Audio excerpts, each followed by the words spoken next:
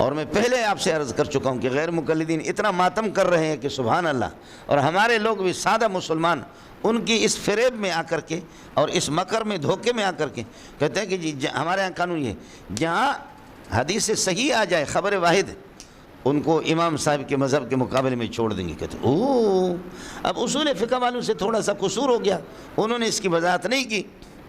کہتے حدیث رسول کو امام شافعی، مالک، احمد بن حنبل ان کا ٹکر ہوتا کیوں ہے؟ اس لیے ہر ایک کے اصول اور ہر ایک کا اللہ قبلہ کرے کیا ہے، استنباط کا طریقہ الگ ہے. استنباط المسئلہ اور تعامل کا طریقہ ہر ایک کا الگ ہے. تو اس لیے آج کا سبق ہے فی تعامل المذاہب الاربع، فی تعامل المذاہب الاربع، مذاہب اربع کا تعامل. اور یاد رکھ لینا اب مصریون نے پانچواں فقہ بھی انہوں نے ایجاد کر لیا. زیدیہ شیعوں کو اللہ کو خوش کرنے کے لیے یہ دکتور وہبہ الزہیلی 14-15 بڑی بڑی جلدیں ان کی کتاب الفقہ الاسلامی و ادلتہ، زیدیہ جعفریہ کو سب کچھ داخل کر دیا انہوں نے. پہلے ہمارے 4 فقہ تھے، ورنہ ہمارے یہاں قاعدہ فقہی یہ ہے وما خالف الائمۃ الاربعۃ فهو مردود. یہ قواعد الفقہ کے اندر ہے. بولو وما خالف الائمۃ الاربعۃ فهو مردود. ائمہ اربعہ کے مسلک سے باہر کوئی قول ہوگا تو وہ مردود ہے. اس پر اجماع ہے. اب یہ ائمہ اربعہ کا آپس میں اختلاف کیوں ہوتا ہے؟ ائمہ اربعہ کا اختلاف کیوں ہے؟ تو ائمہ اربعہ کا اختلاف اس لیے ہے مولانا، خیال کر لینا. امام مالک رحمۃ اللہ علیہ کا نظریہ یہ ہے کہ یقدم تعامل اہل المدینہ، وہ کہتے ہیں نبی کی زندگی مدینہ میں گزر گئی، سمجھے؟ تو اہل مدینہ کے تعامل کو وہ احادیث مشہورہ صحیحہ پر بھی مقدمہ رکھتا ہے. ایک حدیث صحیح آ رہی ہے صحیح سند سے، لیکن اہل مدینہ کا تعامل اس کے خلاف ہے. وہ کہتے ہیں صاحب البیت ادری بما فیہ، گھر والا جانتا کہ میرے گھر میں کیا ہے. تو حضرت صلی اللہ علیہ وسلم کی زندگی مدینہ میں گزر گئی، اس لیے کہتے ہیں کہ میں اس حدیث کو نہیں لوں گا، عمل اہل مدینہ اس پر ہوگا. تعامل اہل مدینہ، تعامل اہل مدینہ، سمجھتے ہیں؟ یقدم تعامل اہل المدینہ علی الحدیث صحیح، حدیث صحیح پر بھی مقدمہ رکھتا ہے تعامل اہل مدینہ کو. اور میں نے عرض کیا کہ اس کی بنیادی وجہ یہ ہے کیا ہے کہ صاحب البیت ادری بما فیہ، گھر والے زیادہ جانتے کہ ہمارے گھر میں کیا ہے، ہم مدینہ والے لوگ ہیں. امام مالک رحمۃ اللہ علیہ فرماتے ہیں کہ مدینہ کے اندر اللہ آپ کا بھلا کرے جو صحابہ تھے وہ رفع الیدین نہیں کرتے تھے، سمجھے؟ اس لیے وہ بھی رفع الیدین کے قائل نہیں ہیں. بہت سی چیزوں میں آ جائیں گے. بلکہ ایک چیز اور سن لو، وہ یہ ہے فرماتے کہ شہرت الحدیث فی المدینہ، کسی حدیث کا مدینہ کے اندر مشہور ہونا لوگوں کا اس پر عمل ہے. تغنی عن سند ہی، اس کی سند کی ضرورت ہی نہیں ہے جب مدینہ والوں کا اس پر عمل ہے. شہرت الحدیث فی المدینہ، مدینہ میں کوئی حدیث ہے اور اس پر عمل ہے. اب آپ کے اس کی سند کہاں سے کہتے اس کی ضرورت ہی نہیں ہے. جب تعامل اہل مدینہ ہے تو شہرت الحدیث فی المدینہ تغنی عن سند ہی، اس کی سند کی ضرورت ہی نہیں ہے. یہ سند سے بے نیاز کر دیتا آدمی کو. اس وجہ سے امام مالک رحمۃ اللہ علیہ بہت سے احادیث صحیحہ کو، یعنی انہا صحیحۃ سندن، سند کے اعتبار سے مضبوط ہے، لیکن حضرت فرماتے ہیں کہ حضرت اقدس صلی اللہ علیہ وسلم کی زندگی مدینہ میں گزر گئی اور یہ عمل اس طرح اہل مدینہ میں چلا آ رہا ہے تو ہم اسی کو لے لیں گے.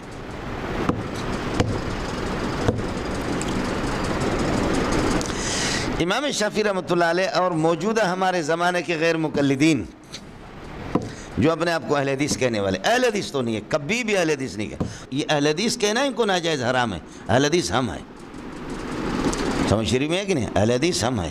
اہل حدیث حضرت اقدس امام اہل سنت مولانا سرفراز خان ہیں. اہل حدیث سلیم اللہ خان ہیں. اہل حدیث مولانا مغفور اللہ صاحب ہے. اہل حدیث مولوی منظور ہے. سمجھتے ہیں؟ ہم لوگ اہل حدیث ہیں. ان کو اہل حدیث کہنا ہی حرام ہے، غیر مقلد. سمجھتے ہیں؟ تو ان کا بزام خیش، ان کے گمان کے مطابق یہی امام شافعی کا مذہب بھی قربان جاؤں امام شافعی پر. یہ فرماتے ہیں کہ الحدیث اذا ثبت سندہ، جب اس کی سند صحیح ثابت ہو گئی تو پھر یہ کہ وجب المصیر الیہ، اب اسی کی طرف چلا جائے گا. ہم سب چیز ترک کر دیں گے. اذا صح الحدیث وہ مذہب امام ابو حنیفہ کا مذہب بھی یہی. اس میں مشہور اذا صح الحدیث ہو، معنی حدیث کی صحت ثابت ہو جائے جس وقت، وہ میں بعد میں عرض کروں. تو امام شافعی رحمۃ اللہ علیہ، چنانچہ جب امام شافعی مکے میں تھے حجاز میں، تو حجازیوں کی جو روایتیں لے کر کے اس وقت ان کی اللہ کا بھلا کریے کہ ان کا عمل الگ رہا، اور جب مصر تشریف لے گئے تو وہاں بھی کچھ روایتیں، تو کچھ چیزیں آپ نے پھر پہلے والے عمل کے خلاف آپ نے کر دی. مثلا امام شافعی رحمۃ اللہ علیہ مکہ مدینہ میں آپ کی زندگی گزر گئی، آپ نے قرات خلف الامام کا قول نہیں کیا. مصر میں جا کر کے پھر آپ نے قول جدید آپ کا قرات خلف الامام کا ہے. آپ سمجھ رہے نہیں سمجھ رہے؟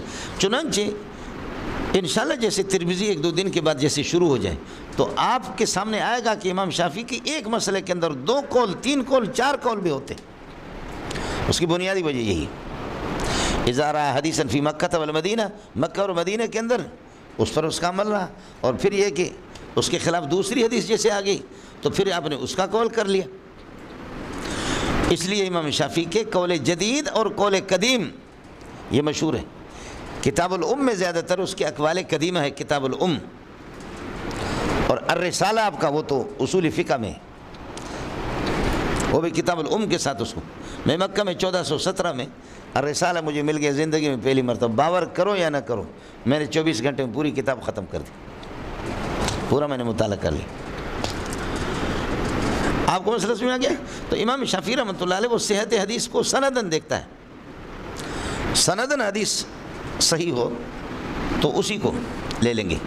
اس وجہ سے میں نے عرض کیا کہ مکہ اور مدینہ میں تھا تو وہاں کچھ روایتیں الگ، اور پھر اس میں مصر جب چلے گئے تو الگ.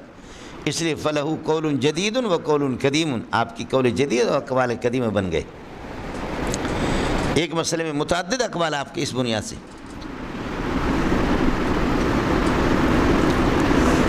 سمجھدار؟ پھر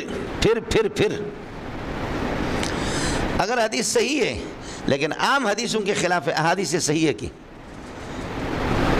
اس حدیث میں کوئی مسئلہ، تو امام شافعی رحمۃ اللہ علیہ استثناء بے اعتبار نوع کے کر لیتا. خیال کر لینا استثناء بطور نوع کے. فجر کے نماز آپ نے پڑھ لی، فجر کے بعد پھر یہ ہے کہ اللہ آپ کا بھلا کریے کہ آپ کی سنتیں رہ گئی، فجر کی نماز کے فوراً بعد امام شافعی اس کی اجازت دیتا ہے. ہر بندے کو اجازت دیتا، فرد واحد کو نہیں. حالانکہ ایک صحابی نے پڑھا، اس میں بھی کلام ترمذی میں آئے گا انشاءاللہ، میں عرض کروں گا. لیکن اب فرماتے ہیں کہ جی اب اوقات مکروہ والے، یہ اوقات مکروہ 5 ہیں، آپ پڑھیں گے انشاءاللہ، ان میں سے ایک یہ بھی ہے. اوقات مکروہ میں نفل پڑھنے کی اجازت نہیں، لیکن یہ آدمی پڑھے گا. آپ استثناء بے اعتبار نو کرتا، صرف اس صحابی کی خصوصیت نہیں ہے، مولوی منظور بھی اسی طرح، اس کی سنتیں رہ گئیں، وہ فجر کی نماز اس نے پڑھ لیا، اور فرض پڑھنے کے بعد وہ سنتیں پڑھ لیں طلوع آفتاب سے پہلے. سمجھتا ہے؟ اگرچہ قواعد کلیہ اصول کلیہ کے خلاف ہو حدیث، عام اصول کلیہ کے، لیکن یستثنی بے اعتبار نو کے اعتبار سے استثناء کرتا. یہ امام شافعی اور امام مالک کا مذہب آپ کے سامنے آ گیا. امام احمد رحمۃ اللہ علیہ اس کا قانون ہے التوسع فی العمل. توسع کیا ہے مولانا؟ مولوی صاحب سو نہیں، توسع یہ ہے العمل بالاحادیث المختلفۃ فی الاوقات المختلفہ. بولو، العمل بالاحادیث المختلفۃ فی الاوقات المختلفہ. آپ نے دیکھا سعودی والوں کو کہ سعودی والے 2 رکعت پڑھ کر کے سلام پھیرتے وتر میں، پھر کھڑے ہو کر کے تیسری رکعت کے لیے الگ تکبیر تحریمہ کہہ کر کے پھر وتر پڑھ. دیکھا نہیں دیکھا؟ وہ ٹیلی ویژن آج کل تو عام ہے، ہر دیکھتا. یہ طریقہ بھی سعودی والوں کے ہاں، یہ حضرت اقدس کے مذہب کے مطابق. اور یہ بھی ہے کہ 2 رکعت پڑھ کر کے سلام نہیں پھیرتے، تیسرے کے لیے کھڑے ہو جاتے. حضرت اقدس عبد الرحمن سدیس یہ کرتا ہے رمضان میں، 2 رکعت پر سلام پھیر کر کے تیسرے کے لیے الگ. اور ایسے بھی ہے کہ 2 رکعت پر سلام نہیں پھیرتا، پھر تیسرے کے لیے کھڑے ہو جاتے. یہ بھی کرتا ہے. یہ وہی حنابلہ کا مذہب ہے، چونکہ سعودیہ کا نظام پارلیمانی نظام وہ حنبلی ہے، جن کو سلفی وہ لوگ کہتے ہیں. وہ یہی ہے التوسع یعنی هو العمل بالاحادیث المختلفۃ فی الاوقات المختلفہ. بھائی 2 رکعت پر سلام پھیرنے والی روایتیں بھی صحیح ہے، اور 2 پر سلام نہ پھیرے تیسرے کے لیے یہ بھی صحیح ہے، جیسے حنفی کرتے ہیں. حضرت اقدس یہ بھی کرتا ہے. یا جیسے صحیح بات ہے، اگر بھی نہیں مگر بھی نہیں، صرف الطاف نگر، بات صاف سی ہے، سمجھے؟ وہ یہ کہ سینے پر ہاتھ رکھنا، میں نے آپ سے عرض کر دیا صرف ایک روایت ہے جس پر غیر مقلدین کو ناز ہے، صحیح ابن خزیمہ کی روایت جس میں آپ سے عرض کیا تھا محمد ابن اسماعیل ہے، اس کی چھٹی ہوگی، سمجھے؟ کوئی روایت سینے پر رکھنے کی بھی صحیح نہیں، اور ناف کے نیچے رکھنے پر حدیث مرفوع نہیں ہے، حدیث موقوفہ ہے، حضرت علی کا قول ہے۔ صحیح مرفوع روایت تحت سرہ اور فوق سرہ کسی کے پاس نہیں ہے، حدیث موقوفہ ہے، تو اس وجہ سے امام احمد کیا ہے اجازت ہے کہ سینے کے اوپر ہاتھ رکھو یا ناف کے نیچے رکھو، حضرت اس کی اجازت دیتے ہیں۔ التوسع هو العمل فی الاحادیث بالاحادیث المختلفة فی الاوقات المختلفة، سمجھتا ہے؟ یہ تینوں سے ہم فارغ ہو گئے۔ چوتھا ہے مولانا امام ابو حنیفہ رحمۃ اللہ علیہ، آپ یہ کہیں یرجح الاصول الکلیۃ، وہ اصول کلیہ کو ترجیح دیتا،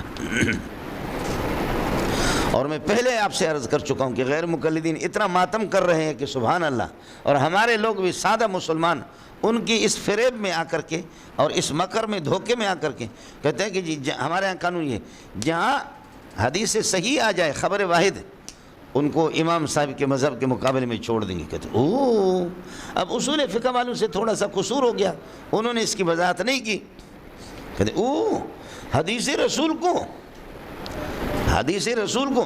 اس لیے مولانا لقمان صاحب کا مذہب یہ ہے، سلفی غیر مقلد ہندوستان والے، ان کا مذہب یہ ہے کہ ایک حنفی کو سلفی بنا دینا، ایک حنفی کو حنفیت سے چھڑانا، یہ 100 یہودیوں کو مسلمان کرنے سے بہتر ہے۔ اللہ کی قسم یہ لوگ سلفی اہل حدیث ہے نہیں، بات صاف سی ہے۔ امام ابو حنیفہ سلف ہے، شافعی سب ہم سلفی، یہ سلفی کہنا ان کو حرام ہے۔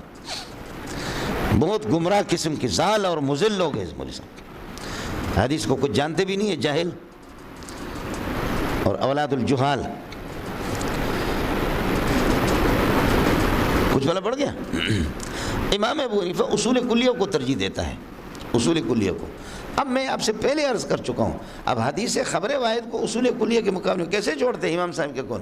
اس کی بنیادی وجہ ہے کہ وہ اصول کلیہ وہ احادیث صحیحہ کثیرہ سے، احادیث صحیحہ کثیرہ قویہ، ان سے وہ اصول بنتے ہیں۔ اب اس کے مقابلے میں کوئی خبر واحد اگر خلاف قیاس اس اصول کو کلیہ اس کو چھوڑ دیتے ہیں، لیکن امام ابو حنیفہ چھوڑتا نہیں ہے، امام ابو حنیفہ اس کو چھوڑتا نہیں ہے، استثناء بالفرد کرتا ہے۔ امام شافعی نے استثناء بالنوع کیا ہے، امام ابو حنیفہ رحمۃ اللہ استثناء بالفرد کرتا ہے۔ وہ کیا ہے؟ اسی میں عقبۃ بن عامر کی روایتیں، اوقات مکروہ والی نہیں والی روایتیں کہ اوقات مکروہ میں نفل نماز نہ پڑھو، تو اب یہ جو صحابی نے جو پڑھا ہے تو ایک صورت اس کی فرماتے ہیں یہ صرف اس صحابی کی خصوصیت ہے، باقی عیسیٰ موسیٰ محمد احمد رحیم داد کریم داد عطاوند پتیمہ زلیخہ زلیخہ کسی کو اجازت نہیں ہے، یہ صرف اس صحابی کی خصوصیت تھی۔ آپ کو مسئلہ سمجھ میں آ گیا؟ امام شافعی نے استثناء بالنوع کر دیا، فرمایا کہ اگر کسی کی فجر کی سنتیں رہ گئی فرض پڑھ لیا، اس کے بعد چاہے وہ عیسیٰ ہو موسیٰ ہو، اس نوع کا ہر فرد یہ کر سکتا ہے۔ اس نے استثناء بالنوع کر دیا ان قواعد کلیہ سے۔ امام ابو حنیفہ استثناء بالفرد بالجزء الحقیقی کر رہا ہے کہ صرف اس صحابی کی خصوصیت تھی، باقی کسی کو اجازت نہیں دی۔ یا جیسے کہ خطبہ چل رہا ہے، خطبہ چل رہا ہے جمعے کا، اب آپ آ گئے تو تحیت المسجد پڑھنے کی اجازت امام ابو حنیفہ نہیں دیتا، لیکن سلیق الغطفانی یا فلاں صحابی نے پڑھا تو امام صاحب فرماتے ہیں یہ اسی کی خصوصیت ہے۔ ارے ملنگ کو سمجھ آیا نہیں ہے؟ خلاصہ یہ نکلا کہ تعامل اہل مذاہب میں امام مالک رحمۃ اللہ علیہ یقدم تعامل اہل المدینہ علی الحدیث صحیح ہے، اور اسی طرح میں نے عرض کیا کہ العمل بالحدیث یغنی ان سند ہی، اس کی سند سے، اگر اس پر کسی پر عمل ہو رہا ہے، کوئی عمل ہے اور کوئی حدیث مشہور ہے اور عملی لحاظ سے مدینہ میں اس کی سند کی بھی ضرورت نہیں ہے، سمجھے بھی؟ شہرت الحدیث فی المدینہ تغنی ان سند ہی، اس کی سند سے انسان کو بے نیاز کر لیتا ہے، سند کی ضرورت نہیں۔ آپ کو مسئلہ سمجھ آ گیا؟ اور امام شافعی نے فرمایا کہ الحدیث اذا ثبت سندن، جب سند سے ثابت ہو گیا تو وجب المسیر الیہ، اسی کی طرف آدمی چلا جائے گا، سمجھے؟ اور اگر ان احادیث اس میں کلیہ کے اصول کلیہ کے خلاف کوئی حدیث آ جائے تو امام شافعی یستثنی بالنوع، نوع اور فرد کا فرق میں نے آپ کو بتایا۔ امام احمد رحمۃ اللہ علیہ وہ التوسع فرماتے ہوئے العمل بالاحادیث المختلفۃ فی الاوقات المختلفہ۔ امام ابو حنیفہ رحمۃ اللہ علیہ وہ یرجح الاصول الکلیہ، اصول کلیہ کو، اور اگر کوئی حدیث اصول کلیہ کے خلاف ہو جائے تو استثناء بالفرد فرماتے ہیں۔ اللہ کے بندو، کچھ پلا پڑھا نہیں پڑھا، پڑھا کچھ پلا نہیں پڑھا۔ السلام علیکم جی دوستو، آپ نے دیکھا اور سنا شیخ مولانا منظور مینگل صاحب کو کہ شیخ مولانا منظور مینگل صاحب کیا بیان فرما رہے تھے۔